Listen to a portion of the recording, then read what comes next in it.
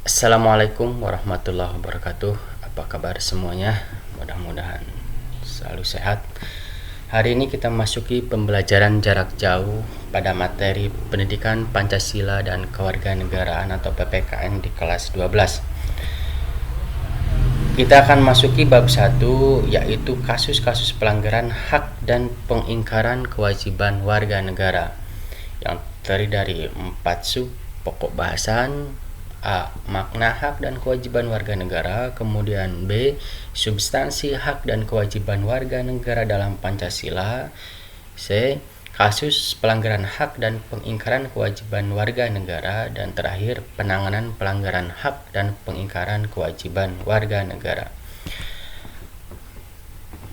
Hari ini kita akan membahas yang pertama, makna hak dan kewajiban warga negara.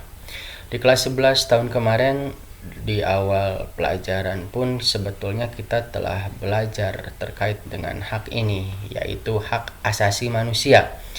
Hak asasi manusia itu adalah hak yang melekat pada setiap diri manusia sebagai anugerah Tuhan semenjak lahir sampai dia mati. Kalau hak dan kewajiban negara ini seperti apa? Hak artinya adalah benar, kepunyaan, milik, kewenangan, kekuasaan untuk berbuat sesuatu yang telah ditentukan oleh undang-undang, aturan, dan sebagainya, atau kekuasaan yang benar atas sesuatu. Kemudian warga negara adalah penduduk sebuah negara atau bangsa berdasarkan keturunan, tempat kelahiran, dan sebagainya yang mempunyai kewajiban dan hak penuh sebagai warga negara dari negara itu. Maka kita lahir di Indonesia, maka kita adalah warga negara Indonesia. Adapun warga negara asing bisa menjadi warga negara dengan proses naturalisasi misalkan, dan ketentuan-ketentuan lainnya. Kemudian, jadi apa hak warga negara itu? Hak warga negara adalah kuasa menerima sesuatu sesuai peraturan dari negara yang berlaku. Jadi, hak warga negara merupakan seperangkat hak yang melekat dalam diri manusia dalam kedudukannya sebagai anggota suatu negara. Maka hak warga negara Indonesia meliputi 3. Pertama adalah hak asasi manusia, kemudian hak konstitusional, dan hak hukum. Pertama, hak asasi manusia merupakan hak yang melekat pada setiap pribadi diri manusia. Sifatnya hakiki, tidak dapat dicabut, kemudian tidak dapat dibagi. Kemudian yang kedua, hak konstitusional adalah hak-hak yang dijamin di dalam dan oleh Undang-Undang Dasar 1945. Misalkan jaminan untuk berserikat, mengeluarkan pendapat, jaminan untuk memeluk agama dan beribadah sesuai dengan agama dan kepercayaannya itu adalah hak konstitusional yang dijamin oleh Undang-Undang Dasar 1945. Kemudian hak-hak hukum ini timbul berdasarkan jaminan peraturan dan undang-undang di bawah Undang-Undang Dasar 1945, bisa dari undang-undang atau perpu, kemudian dari peraturan pemerintah, bisa dari keputusan presiden, peraturan daerah, dan seterusnya. Hak warga negara meliputi apa saja? Pertama adalah hak asasi manusia yang berlaku sebagai hak konstitusional bagi warga negara Indonesia saja. Misalkan di pasal 28 ayat 3 Undang-Undang Dasar 45, setiap warga negara berhak atas kesempatan yang sama dalam pemerintahan. Di pasal 27 ayat 2, tiap warga negara berhak atas pekerjaan dan penghidupan yang layak. Kemudian di ayat 3-nya masih di pasal 27, setiap warga negara berhak dan wajib ikut serta dalam pembelaan negara. Pasal 30 ayat 1, tiap warga negara berhak dan wajib ikut serta dalam usaha pertahanan dan keamanan negara. Kemudian hak asasi manusia tertentu yang meski berlaku bagi setiap orang, akan tetapi dalam kasus tertentu, misalnya pasal 28D ayat 2 menentukan setiap orang berhak untuk bekerja dan seterusnya.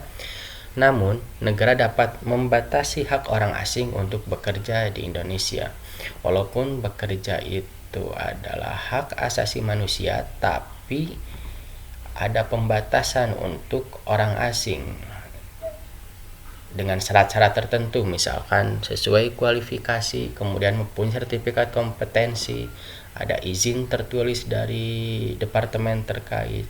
Nah, itu membatasi orang asing untuk bekerja di Indonesia, walaupun bekerja itu adalah hak asasi manusia.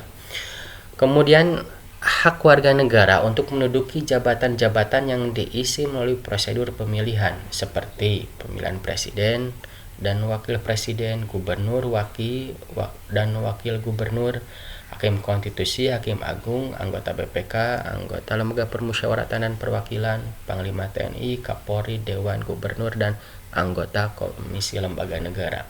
Jadi ada prosedur untuk menduduki jabatan-jabatan tertentu. Misalkan semua warga negara berhak untuk menjadi presiden, tapi caranya untuk mendudukinya adalah melalui kontestasi di pemilu presiden.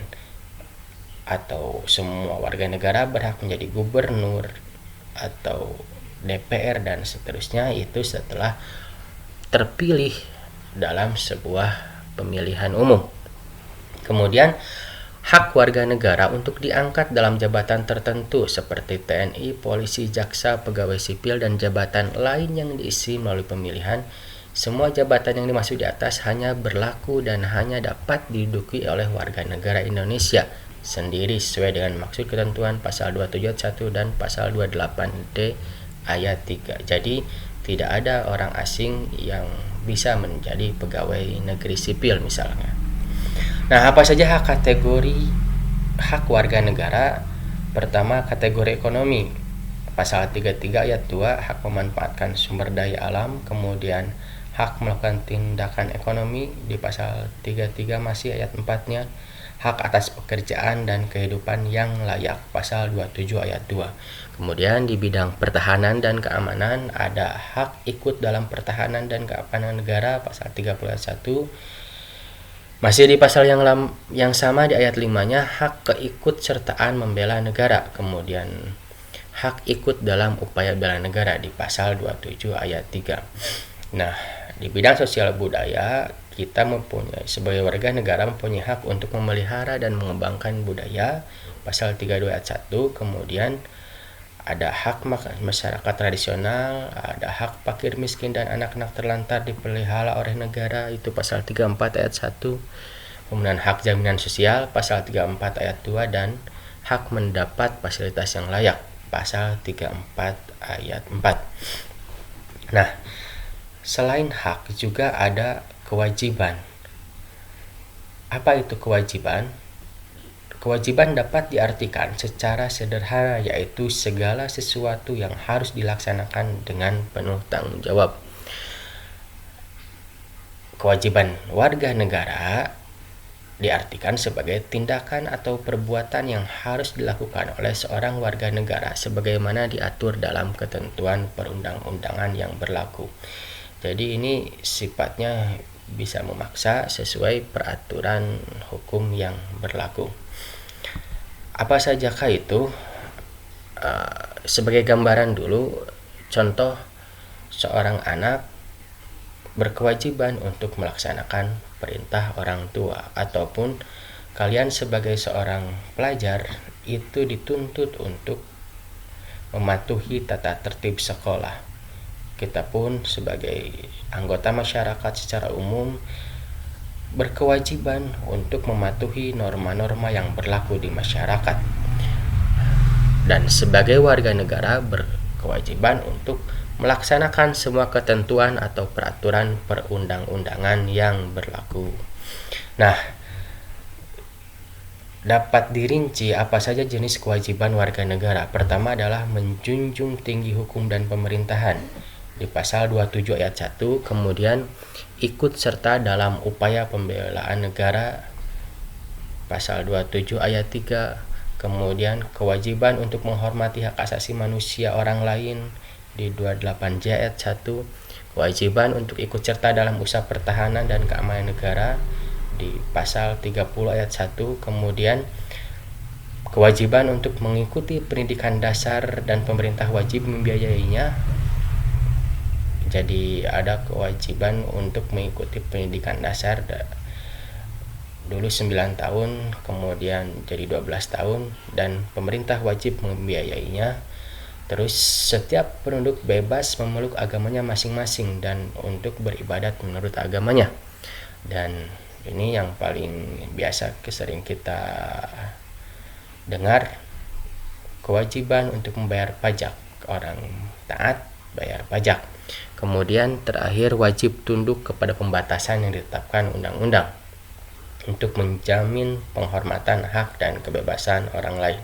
Ini di pasal 28J ayat 2. Maka John F. Kennedy kemudian pernah mengatakan, jangan tanya apa yang negara berikan kepadamu, tapi tanyalah apa yang kamu berikan kepada negara. Ini sesuai dengan kaidah emas, di mana bunyinya perlakukan orang lain sebagaimana kamu ingin diperlakukan. Jadi kalau kita ingin mendapatkan hak-hak sebagai warga negara, maka kita pun berkewajiban untuk melaksanakan kewajiban-kewajiban sebagai warga negara. Demikian materi PPKN terkait dengan makna hak warga negara dan kewajiban warga negara. Kita ketemu minggu depan. Wassalamualaikum warahmatullahi wabarakatuh.